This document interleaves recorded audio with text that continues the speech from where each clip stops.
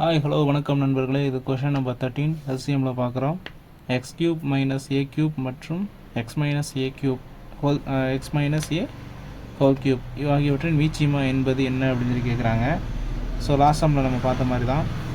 First நம்ம இது என்ன ஃபார்மெட்டில் இருக்குது அப்படின்னு பார்த்தீங்கன்னா, எக்ஸ் மைனஸ் ஏ கியூப் அப்படிங்கிறது வந்து X cube minus A cube அப்படிங்கிறது என்ன ஃபார்மெட்டில் இருக்குன்னா, A cube minus B cube அப்படிங்கிற ஃபார்மெட்டில் இருக்குது.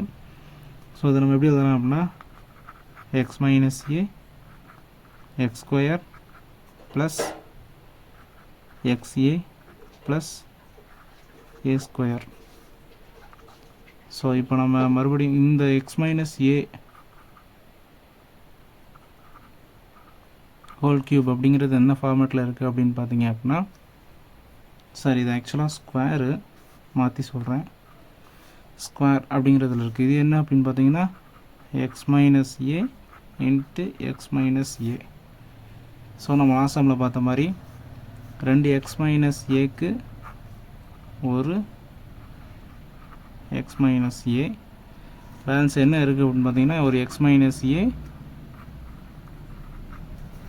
தென் X square plus X A plus A square. So நம்ம லாஸ்ட் டைமில் பார்த்த மாதிரி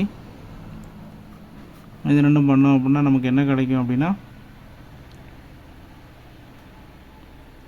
எக்ஸ் மைனஸ் ஏ ஹோல் ஸ்கொயர்னு கிடைக்கும். X square plus X A plus A square. இதுதான் நமக்கு தேவையான எல்சிஎம். இது ஆப்ஷனில் எங்கே இருக்குது அப்படின்னு பார்த்தீங்க அப்படின்னா, இங்கே இருக்குது. X minus A power whole square X square plus A X plus A square. இது ஆப்ஷன் சி.